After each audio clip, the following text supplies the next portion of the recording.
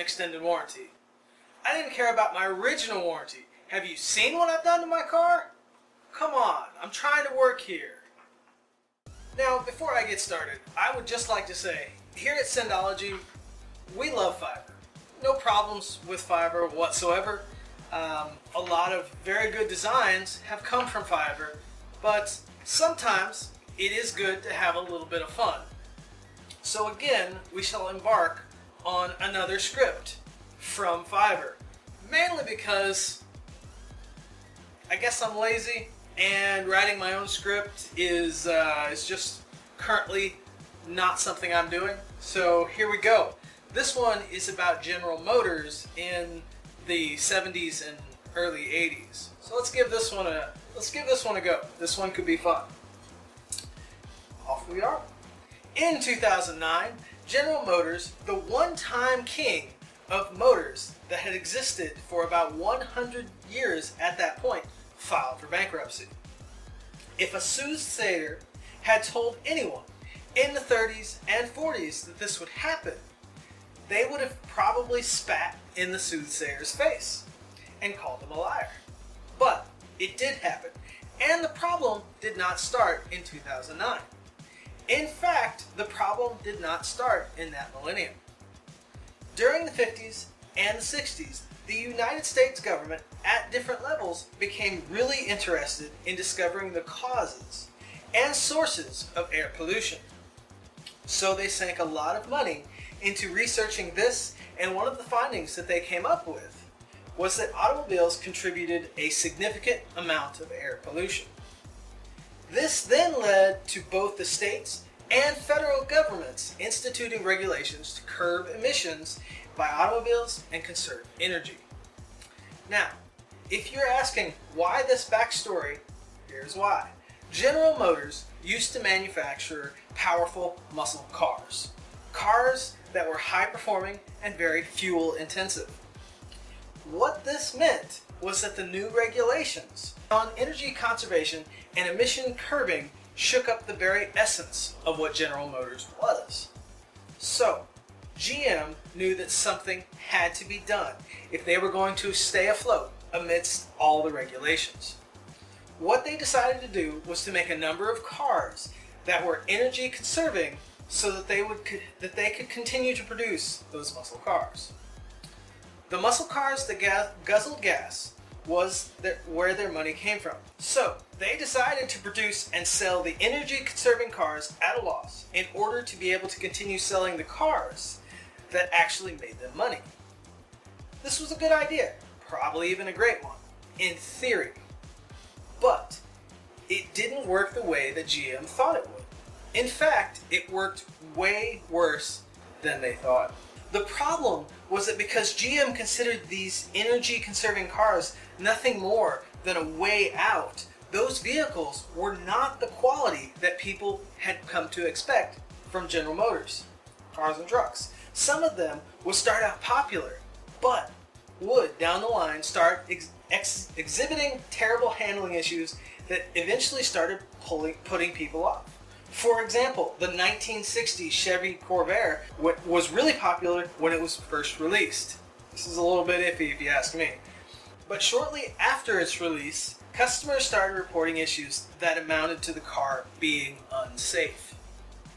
And even though GM made modifications to the car and it ended up being a great ride, the damage had already been done.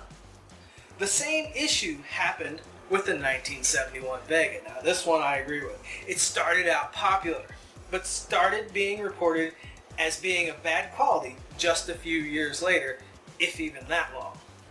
And just like the Corvair, modifications were made to this one, but it was a little too late. The car, and by extension GM, had already earned a bad name. Things became even worse for General Motors when customers shifted from demanding monster cars to demanding those energy-conserving cars. General Motors had not allowed itself to get as great at manufacturing small cars as it was developing the big ones. And so it started getting phased out of competition.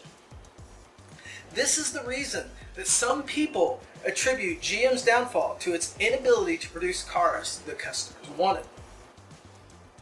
Unfortunately, the impact of the energy conserving and emissions curbing regulations was not the only problem that GM had as it approached bankruptcy.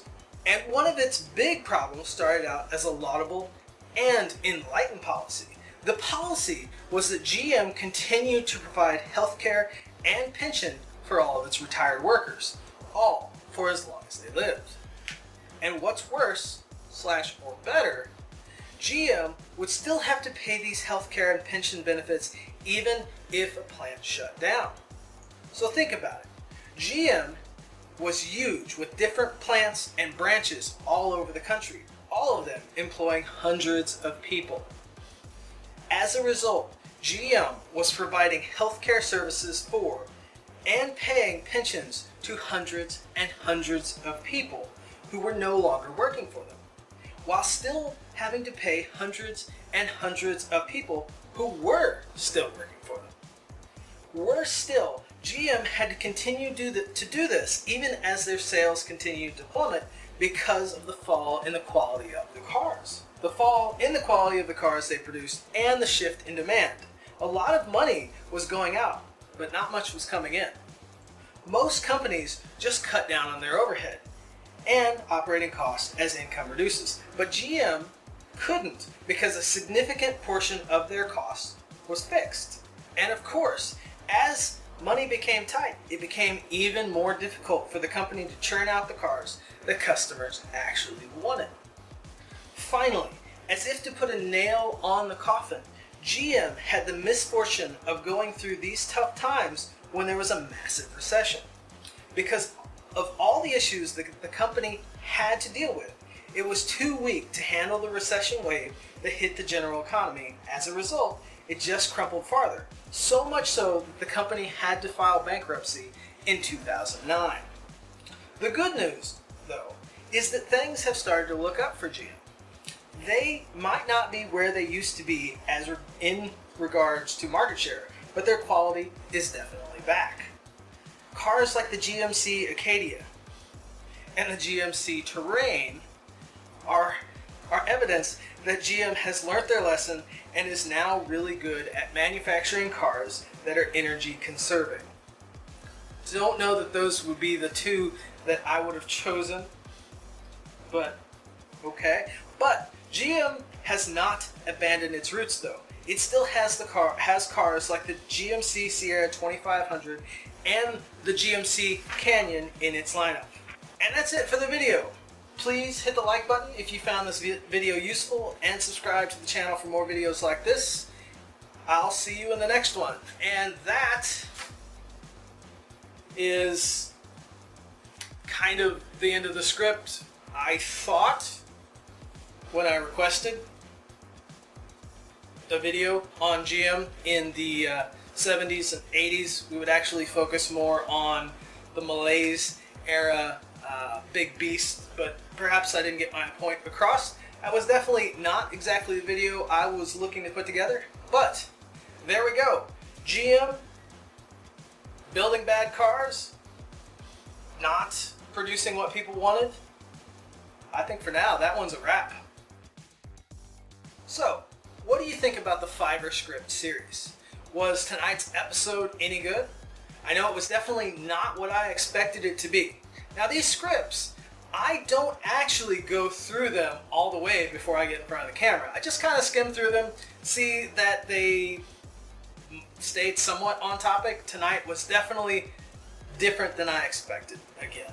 So, tell me what you think. Leave your comments down below. And if you get a chance, go to the website, Synology101.com. Check out the different lineups of shirts that we have. Tonight, I'm wearing the Bring On the Muscle tee. And I think I did all right. Could use a little more.